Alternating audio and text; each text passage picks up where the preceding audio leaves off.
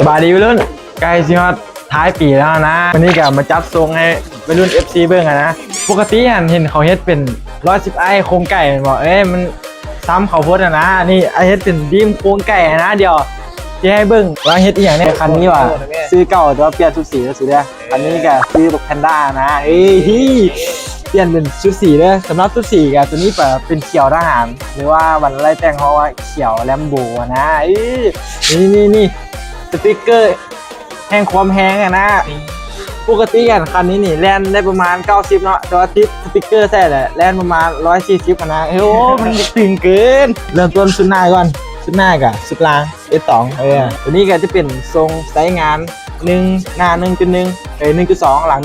1.4แล้วก็โซกลายไฟลายไฟเขียวอาหารนะอันนี้กับแผงคอมิเนียมนะสำหรับรุ่นคนไหนอยากได้ก็มีขายตัวนี้นะส่วนซูกับสูย่างเฮดสีกับไอจัดให้ได้นะจะเป็นเขียวแดงฟ้าสีส้มพูไอกระจัดให้ได้รุ่นอ๋อตัดยนต์เข้าสำหรับ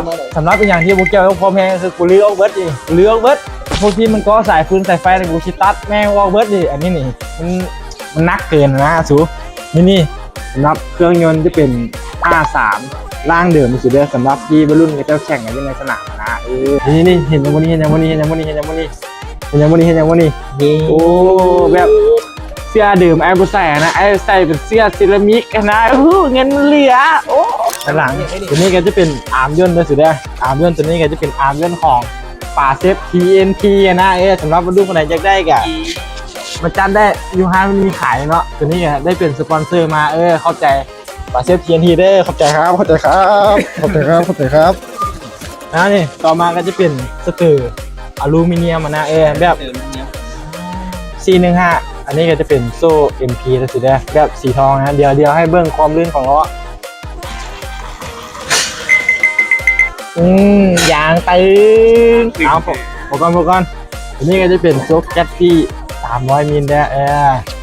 ส่วนชุดสีก็จะเป็นประมาณนี้ใส่แต่2-3 อันเพราะว่าใส่หลายมันนักเกินนะใส่กล้องยังไงแต่ถ้าบัตรอะไรแต่งมันต้องเป็น API อยู่แล้ววัยรุ่นใส่กล้องเดิมมันกล้าเกินใส่กล้องเดิมมันโบแห้งนี่มันต้องเป็น API ส่วนท่อก็จะเป็นท่อของ SKS ตามบางทีประมาณนี้เลยแล้วก็ทรงรถก็จะเป็นประมาณนี้นี่มันเลยโอ้ทึกใจวัยรุ่นป่ะนี่สำหรับวัยรุ่นคนไหนที่อยากติดตามมี TikTok บัตรอะไรแต่งเพจบัตรอะไรแต่งซิ่งรายการเบอร์วอทแอปอย่างกับอยู่กล้องคอมเมนต์นั่นแหละอยู่กันหน้าโปรไฟล์ TikTok เลยวัยรุ่นสนใจก็ทักมาได้หรือว่าอยากได้คอมแพงหรือว่าอยากจัดทรงก็สามารถทักมาได้นะว่าไอ้ทุกอย่างที่เป็นเงินนะไอ้เอาเบิร์ดวัยรุ่นของมืนเมาไอ้เอาเบิร์ดยกเว้นตึงสร้างกำมาหมุนอย่างนั้นก็เอาเบิร์ดทุกอันมันเลยนี่อย่างตึงอันนี้โอ้อย่างตึงฝากติดตามมาได้วัยรุ่น